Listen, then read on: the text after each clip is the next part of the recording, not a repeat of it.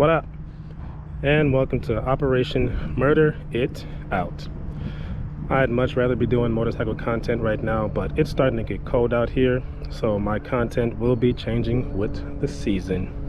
So let's start off with Milkshake. Milkshake is my project car. It is a 2011 Mazda 6. Comes equipped with a Ford drivetrain. It is a 3.7 liter V6, and that V6 is mated to a 6-speed automatic transmission. This is one of the higher trim levels. I just don't know which one it is. I think it's Grand Sport or whatever. But I've had this car for about a year and 2 months, maybe 3 months. When I first bought it, it had a bad motor. I believe the head gasket blew, and I had forbidden milkshake in the engine, hence the name Milkshake. For those of you that don't know what I'm talking about, forbidden milkshake is when coolant starts to mix in with engine oil, and when you go to drain that engine coolant, it looks like a chocolate milkshake, hence the name Milkshake. So I replaced the engine, and then I was planning on taking the engine to the junkyard, but out of curiosity, I decided to do a teardown for two main reasons. First reason is because I wanted to see how much of the inside of the motor was damaged.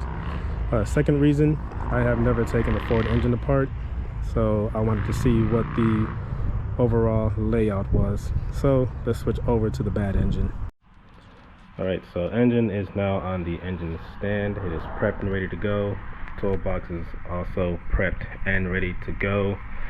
So let's get started on this teardown.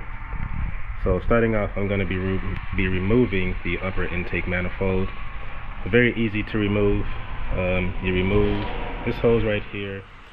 There's a very long bracket that goes from here to here on the cylinder head right above the exhaust manifold. You unbolt that, and there's a hose that goes right there. You also unbolt that, remove this hose, and then there's this bracket right here that bolts down to this part right here on the upper intake manifold.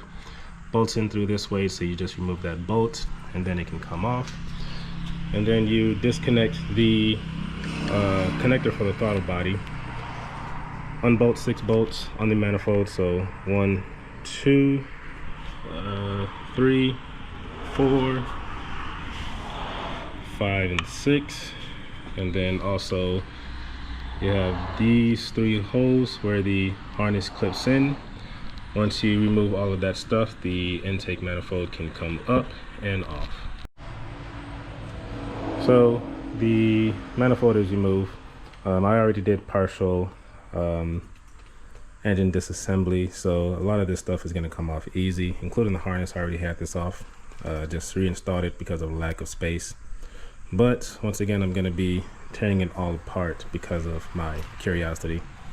So I'm going to move on to removing the harness next.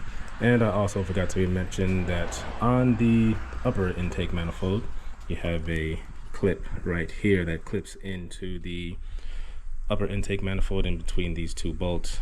So yeah. Engine harness has been removed. So next I'm going to be working in the valley.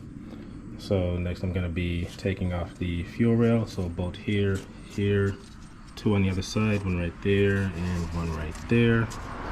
Then I can pop that off, and then I can remove the lower intake manifold. If you're doing this inside of the car, remember to drain the coolant because there is coolant flowing through here. So the coolant pipe goes directly into it. I believe coolant is flowing towards the back of the motor. Not 100% positive. But if you do not drain the coolant and you remove this entire assembly right here, you will get coolant all over the transmission, and it will start to flow on top of the TCM. So drain the coolant. So fuel rail assembly has been removed. Got a little bit ahead of myself and also removed the lower intake manifold. There are, I believe, 12 bolts total on this assembly. So 1, 2, 3, 4, 5.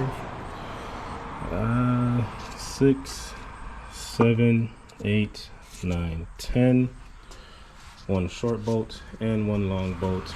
It bolts down to this coolant assembly right here. So I want to get all of that off. You can take everything and just lift it up, and it should come out very easy with very little effort. All right, I got all that stuff out the way. Coolant pipe, coolant cross pipe goes straight into, well, towards the front of the engine. You have to pull really hard on it to get it off. I already did that, so I can just set that to the side. And then down in the valley of the motor, those look like knock sensors, so we have 2 knock sensors down there. And then we have a third sensor, coolant temperature head sensor, right there. Extremely difficult to get to. There is a TSB for that sensor, and going through the steps to diagnose it.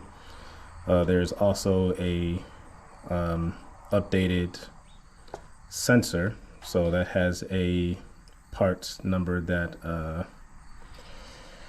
what's the term, supersedes the old part number. But not just that, the harness has been updated as well.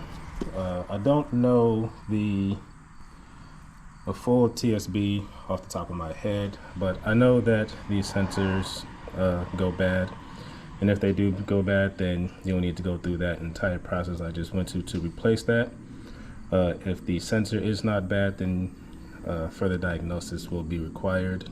That TSB talks about the cylinder head on this particular side going bad, and that cylinder head needing to be replaced or something along those lines. That TSB also talks about the water pump found inside the timing cover. Water pump is chain driven, so in order to get to that, you'll need to remove the timing cover, remove the timing chains just to replace the pump, and then you will have to retime the engine. The issue with this motor was that, I think something went wrong with the coolant system and it leaked into the lubrication system, so had the forbidden milkshake, and engine disintegrated on the inside, so that's why this engine is no longer good. But I will continue on with the breakdown, with the teardown, sorry. Next I'm going to be removing the spark plug coils, and then I will be able to remove the valve covers. Here are the camshafts, intake and exhaust, I believe. Yeah, intake, exhaust, whatever it is. And then you got your spark plug tubes right here. This is as far as I got when I pulled the engine out and started tearing it down. The next thing I did was remove the timing cover. Cover should come off easy. I don't remember if I tightened this down with like God strength or whatever, so I may struggle to get that off. But outside of that, the last thing I pulled off was the oil pan, and that's about as far as I got. So I'm going to remove the mount, and then I'll get the pulley off, and I'll probably take the oil pan off last. Crank pulley has been removed successfully. Crank is right here. Went up to the job, got my special tool. Should be a picture in the corner right now. That tool obviously used to get the crank pulley off, but can also get some other parts off. But I will continue on with the tear down. So next, the timing cover has to come off, and then I believe I will move on to removing the timing chain. I think there's 3 chains inside, so find out once I take it off.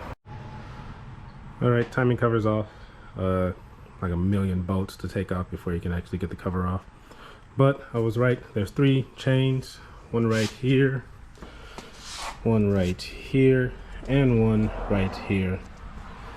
So the last thing I did was take off the oil pan, and that is as far as I got when I originally started tearing this thing down. But once I took off the oil pan, I saw a lot of metal shavings down inside there, so that's why I stopped and just put it all back together. But this time I will officially continue on so I can see. Once again, out of curiosity, I want to see what else is going on inside. I'm gonna work on getting the chain off, so I believe I have to take these off, whatever those are. Then I should be able to take the head off. I don't know, I'll just continue on to see what happens. Don't know if the camera will be able to see this, but there's some metal shavings on there. Took one of these things off, took it off on this side and left side, and I noticed by this O-ring there's some metal shavings in the oil in there. Don't think the camera can see that, but that is the reason as to why this engine is no longer good. So I'm gonna get this side off, and then I will continue on by getting the chain off. So timing chain is off. It was a lot easier than I expected. Looks like the camshafts have the chain connecting them directly. Well, the second chain connecting them directly. I'm just now noticing that. Oh, how blind I am. But oil pump, water pump, going back to the coolant concern with the mixing of coolant and oil. I guess this is also another possible failure that could happen. I guess the seal could fail, and you can get some coolant and oil mixture from the seal failing. So I'm gonna take that off, but in order to take that off, I need to remove this guide. Also, I need to remove this guide. So these two guides, well, yeah, that would be the safe thing to do, to remove those two guides, but I'm gonna see if I can just slide it out of the way. Well, I got it loose, but I completely forgot about the little fins that, you know, little turbine thingy on the inside. So I will be forced to take these guide pins off, well, these guides off for the timing chain. So it looks like in order to get this one off, this gear is in the way, so I will have to take the camshaft off. Or can I avoid taking that off? Well, I don't have the tool to just get the sprocket off, so I'm gonna have to take the camshaft off. So let's continue on. So, camshafts are off. Took the guide things off, and then I took the water pump off. The seal definitely did not fail, because it was holding in everything. That looks really bad. It's just goop. And then here's what the back of it looks like. So the gasket did its job, and it's held everything in. So since I have the camshafts off, I will take this little sensor off and then remove the actual cylinder head so I can get a peek at the pistons. Cylinder head is off. Here's what the pistons look like. The cylinder walls, a little bit of rust in there, but it's been sitting for a long time. I feel like a groove in there. Doesn't feel really good.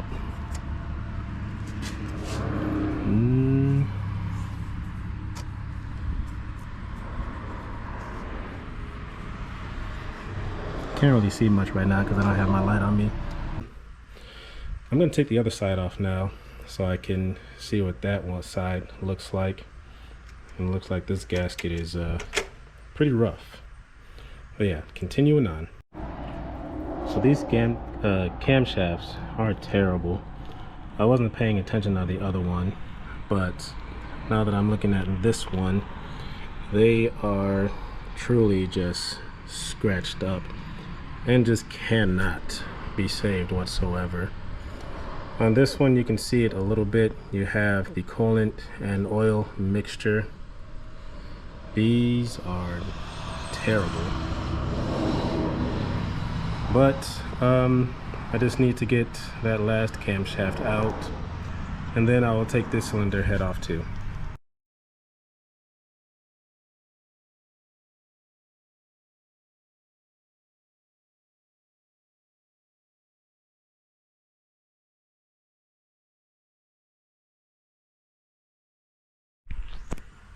So, other cylinder head has been taken off, and there's your leak.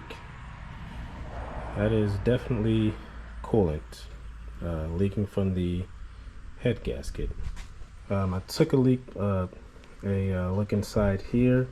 The walls feel smooth. I do see like some scratches on the wall though.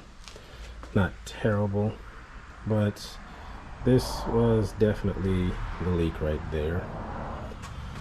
So, moving on. Like I said earlier, the oil pan will be the last thing that I will be taking off. So any oil that has drained down has gone into the oil pan, so I'll be able to show you guys the metal shavings inside. Oil pan is off. So down in there, all that oil, dirt, and debris, that's metal shavings all across the oil pan. And then I don't know if you'll be able to see it. You should be seeing like a grayish area. This reflection of the sky is terrible. Right there. That is liquid metal. And then here's the bottom of the engine.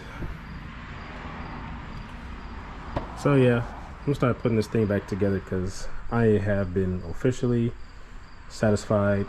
I think I'll turn the block over and see what's going on inside of the block, but outside of that, we'll not be doing any further tear down, and I'll be putting it back together soon. Almost there. Oil pan is back on, cylinder heads are back on, timing chain back on. Hey, there's a firefly right there. Once again, this engine is going to the junkyard, so I just slapped everything back on. Last I have the timing cover, the valve covers, pulley crank, crank pulley, sorry, a few more things, and then that's it. All right, going great so far. Timing cover back on, valve covers back on. Gonna be putting on the lower manifold and the fuel rail, so I'm gonna be working in the valley.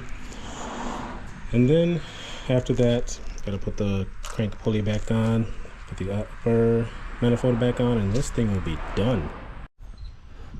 All right, it has been put back together. Last thing that needs to go on is the flywheel, but in order to do that, I need to take the engine off the engine stand. But outside of that, it's done. So thanks for watching.